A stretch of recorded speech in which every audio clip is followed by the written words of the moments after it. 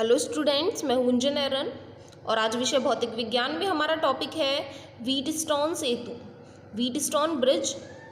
England के एक वैज्ञानिक सर चार्ल्स व्हीटस्टोन ने 4 प्रतिरोधों को प्रयुक्त कर एक अज्ञात प्रतिरोध का मान ज्ञात करने के लिए, यदि हमने 4 प्रतिरोध सर्किट में लगाए हैं, 3 का मान हमें पता है, 1 हमें ज्ञात करके बताना है, तो उस अज्ञात प्रतिरोध का मान ज्ञात करने के लिए एक विशेष प्रकार के परिपथ का आविष्कार किया था, जिसे उन्हीं के नाम पर व्हीटस्टोन सेतु कहा गया।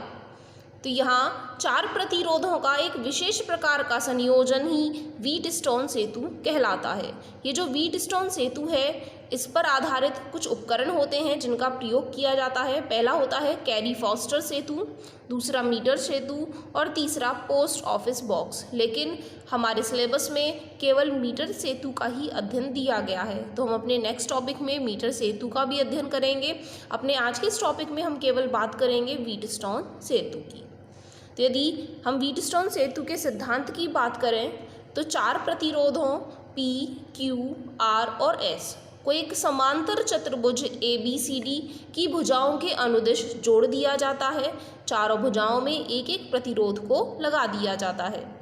विकर्ण AC को यदि हम देखें तो विकर्ण AC के बीच में एक बैटरी को जोड़ दिया जाता है, साथ ही उसके साथ एक प्लग कुंजी भी जोड़ देते हैं। और जो दूसरा विकर्ण होता है VD, उसके बीच में एक गैल्वेनोमीटर, जिसे धारा मापी भी कहा जाता है, एक गैल्वेनोमीटर को जोड़ दिया जाता है, जिससे कि हम यहाँ वैद्युत धारा के प्रवाह की जांच कर सकें कि यहाँ वैद्युत धारा प्रवाहित हो रही है या नहीं। इसके साथ भी एक कुंजी को जोड़ दिया जाता है, जिससे कि हम गैल्वेनोमीटर को यदि ऑन करना है या ऑफ करना है, उस काम को पूरा कर सकें।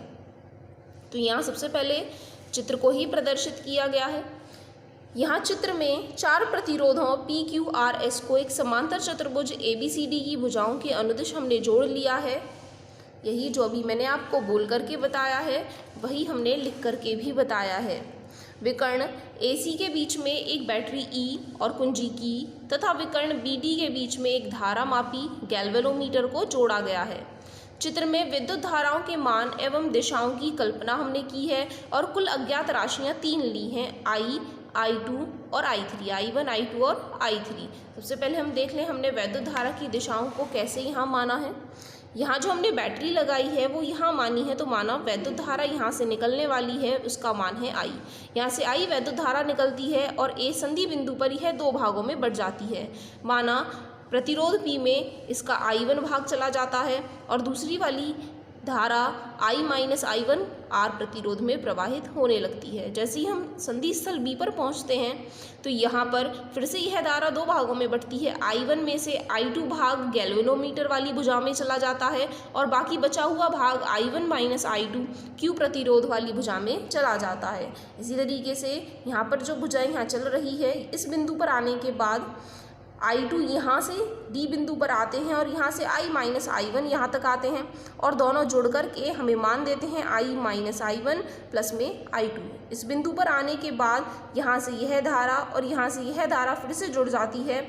-I2 और +I2 कैंसिल हो जाते हैं, I1- और +I1 कैंसिल हो जाते हैं और फिर से हमें धारा का मान I ही प्राप्त हो जाता है। तो ये हो जाता है इस तरीके से पूरा परिपथ कंप्लीट। सबसे पहले हमें यहाँ किरचॉफ के नियमों का प्रयोग करना है और अपने यहाँ 2 समीकरण बना करके बतानी है। यदि हम पहले वाले लूप में देखें तो हमने प्रेक्षक की दिशा को लिया है इस दिशा में, और धारा की दिशा को हम यदि देखें, इस शाखा में धारा की दिशा प्रेक्षक की गति के ही समान है, तो यहाँ इन दोनों का गुणनफल धनात्मक लेंगे। इस ब्रांच में यदि देखेंगे तो फिर से धारा की दिशा और प्रेक्षक की दिशा एक जैसी है, इसीलिए I2 और G का जो गुणनफल लेंगे वह भी हम धनात्मक लेंगे। उसके बाद जब हम इस ब्रांच में आएंगे तो धारा की जो दिशा है वह प्रेक्षक की दिशा के विपरीत है। धारा इस दिशा में है, जबकि प्रेक्षक जो गति कर रहे होंगे वो इस दिशा में देखने के लिए गति कर रहे होंगे, इसीलिए इन दोनों का गुणनफल हमें ऋणात्मक लेना होगा। तो इसीलिए हमने लिखा है बंद परिपथ ABDA में I1P plus I2G minus I- I1 गुणा R बराबर 0। इन समीकरणों को हल करके जो भी I1 के साथ गुणांक थे, I2 के साथ और I के साथ, उन्हें हमने अलग अलग किया और समीकरण नंबर 1 ने नाम दिया। इसी तरीके से दूसरे बंद परिपथ BCDB में यदि हम देखें तो यहाँ आप देख रहे हैं बी सी डी बी में प्रेक्षक की जो गति की दिशा है वह इस दिशा में है। यदि हम इस ब्रांच में देखेंगे तो I1 माइनस I2 गुणा Q का मान धनात्मक होगा, क्योंकि धारा भी इसी दिशा में और प्रेक्षक की गति भी इसी दिशा में।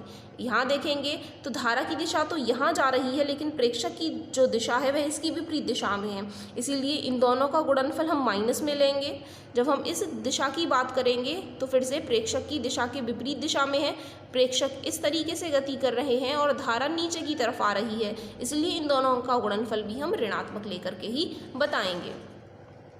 तो यहाँ बंद परिपथ BCDV में भी I1 माइनस I2 गुणा Q, बाकी दोनों के दोनों मान ऋणात्मक लिए हैं, बराबर में 0। बराबर 0 क्यों रख रहे हैं? क्योंकि दोनों ही अभी तक जितने हमने बंद परिपथ पढ़े दोनों में कोई भी बैटरी समाहित नहीं की गई है, इसीलिए बराबर में EMF का मान 0 के बराबर लेकर के चल रहे हैं। अब लास्ट बच जाता है ABCEA में बंद परिपथ ABCE और A में। यदि हम यहाँ प्रेक्षक की दिशा को इस दिशा में ले लेते हैं तो P के साथ A का गुणनफल धनात्मक, यहाँ Q के साथ I1 माइनस I2 का गुणनफल धनात्मक। उसके बाद यहाँ EMF की दिशा को यदि हम देखेंगे तो हम ऋणात्मक से धनात्मक की तरफ आ रहे हैं, और इसी स्थिति में EMF के मान को धनात्मक लिखा जाता है, क्योंकि प्रेक्षक की गति को भी हम ऐसे ही ले रहे हैं, ऋणात्मक से धनात्मक की तरफ आ रहे हैं, इसलिए EMF को हम धनात्मक लिख करके बताएंगे। तो यहाँ में मिल जाता है I1P plus I1 minus I2 गुणा Q बराबर में E। फिर से इन्हें हल कर लें और इसे तीसरी समीकरण हम कह लेंगे। तीनों समीकरणों को हम हल कर लेते हैं जब भी क्वेश्चन हमें दिया होता है, क्योंकि वहाँ में PQRS के मान दिए गए होंगे, इनमें से 3 मान हमें दिए गए होंगे या फिर धारा का मान हमें दिया गया होगा। हम इन्हें ज्ञात करके बता सकते हैं। यदि हमें चारों प्रतिरोध दिए गए हैं तो हम धारा का मान उन्हें ज्ञात करके बता सकते हैं। अब व्हीटस्टोन सेतु की संतुलन अवस्था के बारे में हम पढ़ लें कि व्हीटस्टोन सेतु की संतुलन अवस्था क्या होती है। Balancing condition of Wheatstone bridge. जो हमने धारामापी यहाँ लगाई है, यदि इसके अंदर कोई भी विक्षेप नहीं आ रहा है, इसमें कोई भी डिफ्लेक्शन नहीं आ रहा है, तो फिर यह जो व्हीटस्टोन सेतु हमने लिया है यह संतुलन अवस्था में कहा जाता है। और यहाँ कोई भी विक्षेप कब हो नहीं होगा, जबकि इस भुजा में कोई भी वैद्युत धारा प्रवाहित ना हो रही हो। तो इसका मतलब है इस स्थिति में हमें इस वाली कुंजी को ऑफ करना होगा या हमें वैद्युत धारा के प्रवाह को रोकना होगा। जब हम गैल्वेनोमीटर वाली कुंजी को ऑफ कर देंगे तो गैल्वेनोमीटर में कोई धारा प्रवाह नहीं होगी और वहाँ कोई विक्षेप भी हमें प्राप्त नहीं होगा। इसीलिए यहाँ जो भुजा में हमने वैद्युत धारा का मान पीछे I2 माना था, उस स्थिति में यहाँ I2 का मान 0 के बराबर हो जाएगा। तो यदि धारामापी में प्राप्त विक्षेप का मान 0 हो तब यह व्हीटस्टोन सेतु की संतुलन अवस्था कही जाती है। तो संतुलन अवस्था में I2 का मान 0 होता है। साथ ही यदि हम बिंदु B और बिंदु D पर देखें तो इन दोनों के विभवांतर भी समान ही होते हैं।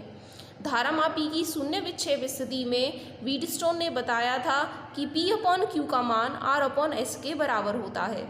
लगातार पड़ने वाली भुजाओं में जो भी प्रतिरोध हैं उनके अनुपात का मान हमेशा बराबर होता है। व्हीटस्टोन सेतु की इसी अवस्था का प्रयोग किया जाता है यदि हमें परिपथ में 3 प्रतिरोध दिए गए हैं और चौथा हमें ज्ञात करके बताना है। हमें सीधे सीधे तीनों प्रतिरोधों के मान यहाँ लगाने होते हैं और चौथा अपने आप ज्ञात करके हम कैलकुलेशन से प्राप्त कर सकते हैं। इसका डेरिवेशन पढ़ लें कि यह स्थिति कैसे हमें प्राप्त हुई है।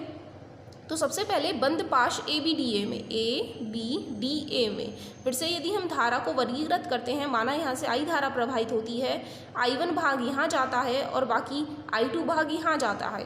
तो यहाँ से अब यहाँ कोई डिस्ट्रीब्यूशन नहीं होना है, जितनी धारा इस भुजा में है उतनी ही इस भुजा में रहेगी। इसी तरीके से I2 और I2 और फिर से इन दोनों का योगफल हमें I ही प्राप्त हो जाएगा। तो पहली बार में यदि हम प्रेक्षक की गति की दिशा को इस दिशा में ले लेते हैं तो I1 गुणा P प्लस में यहाँ कोई काम नहीं करना है, इस दिशा में जाएंगे तो विपरीत दिशा में है, तो यहाँ माइनस में I2 गुणा R और कोई भी यहाँ पर बैटरी भी नहीं है तो इसलिए बराबर में 0।